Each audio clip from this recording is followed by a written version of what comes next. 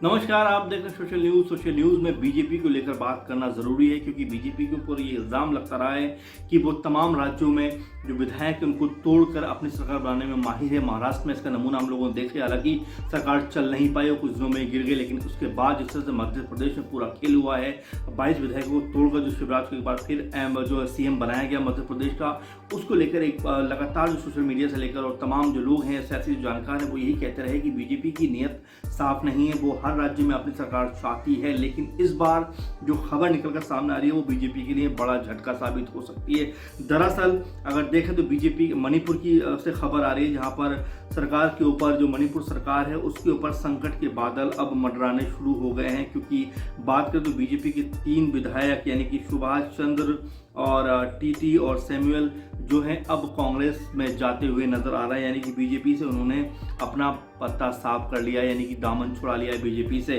इसके अलावा अगर बात करें तो तृणमूल कांग्रेस के विधायक टी रविंद्रो और निर्दलीय विधायक शहाबुद्दीन ने भी सरकार से समर्थन वापस लेने का ऐलान कर दिया, यानी कि अब ये पूरा मामला जो है बीजेपी के खिलाफ बनता हुआ नजर आ रहा है मणिपुर में, जहां पर जो है बीजेपी की सरकार है, लेकिन जिस तरह से वहां पर जो बीरेंद्र सिंह सरकार है मुख्यमंत्री वहाँ के, उनके ऊपर अब संकट के बादल मंडराना शुरू हो गए, क्योंकि बीजेपी के ऊपर अब तक ये कहा जाता था कि वो तमाम जो पूरे देश में अपनी सरकार बनाने की ख्वाहिश रखती है, और उसी की तर्ज पर से हरियाणा में भी हमने देखा है जिस तरह से जल्दबाजी करके उन्होंने गोपाल कांडा जैसे इनके ऊपर तमाम तरह के आपराधिक मामले दर्ज हैं उनको भी अपनी पार्टी में शामिल करने का सोचा था, लेकिन फिर भी उड़ा भाग करके जो है उन्होंने हरियाणा में सरकार बना ली अपनी। वही महाराष्ट्र की बात करें तो जिस तरह से शिवसेना और महाराष्ट्र में बीजेपी साथ मिलकर चुनाव लड़े, लेकिन उसके बाद जिस तरह से आप तलकियां हुई, तब उसके बाद एनसीपी के अजीत पवार को लेकर सरकार बनाई गई देवेंद्र फडणवीस के नेतृत्व में, लेकिन ये सरकार अपना बहुमत साबित नहीं कर पाई और गिर गई। कुल मिलाकर उतावली रहती है बीजेपी सरकार बनाने के लिए हर राज्य में, और चाहे उसकी सीटें 3 आए या 10 आए, वो कहीं ना कहीं गठजोड़ की राजनीति में आगे बढ़ती हुई नजर आती है। एमपी में तो खासकर यही देखने को मिला कि अच्छी भली सरकार को जिस तरह तोड़ के गिराया, 22 विधायक उनके वापस अब जो है अपने खेमे में मिला लिए, तो ये